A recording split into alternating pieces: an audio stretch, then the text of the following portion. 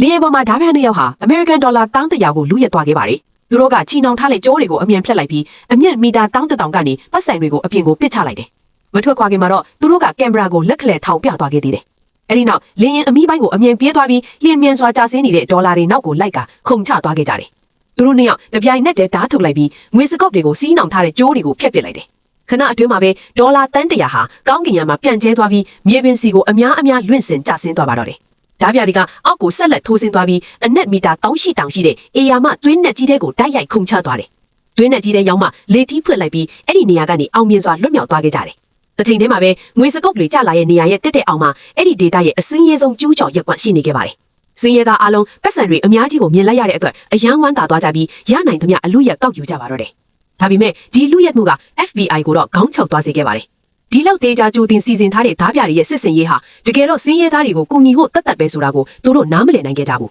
။နောက်ထပ်လူရက်မှုတစ်ခုမှာတော့ဓားပြတွေကပြိုင်ဆိုင်ကယ်တစ်စီးကိုအဆောက်အဦထဲအထိယူဆောင်လာခဲ့ပါတယ်။အထက်ပေါင်း208ထက်ရှိတဲ့ခေါင်းမိုးထက်အထိထွားရောက်ခဲ့ပြီးဒေါ်လာတန်းရာကြီးတန်ဖိုးရှိတဲ့အဖိုးတန်စိန်တွေကိုခိုးယူသွားပါတယ်။အဲဒီနောက်စိန်တွေနဲ့အတူအပေါ်ဆုံးထပ်ပတင်းပေါက်ကနေခုန်ချသွားပြီးလေထဲမှာလေထီးဖွင့်ကခိုးလာတဲ့စိန်အများအပြားကိုစင်းရဲသားတွေကိုဝင်ငှပေးခဲ့ပြန်တယ်။ရဲတွေဘာလို့ရမှန်းမသိဖြစ်နေချိန်မှာပဲအလုတ်တင်ရဲအရာရှိတလေကအထီးကကြတဲ့အချက်တစ်ခုကိုရုတ်တရက်ရှာဖွေတိတ်ရှိသွားပါပြီ။ဒီလူရက်မှုတွေနောက်ွယ်ကတကယ့်ရည်ရွယ်ချက်အမှန်ကိုသူသိသွားပါပြီ။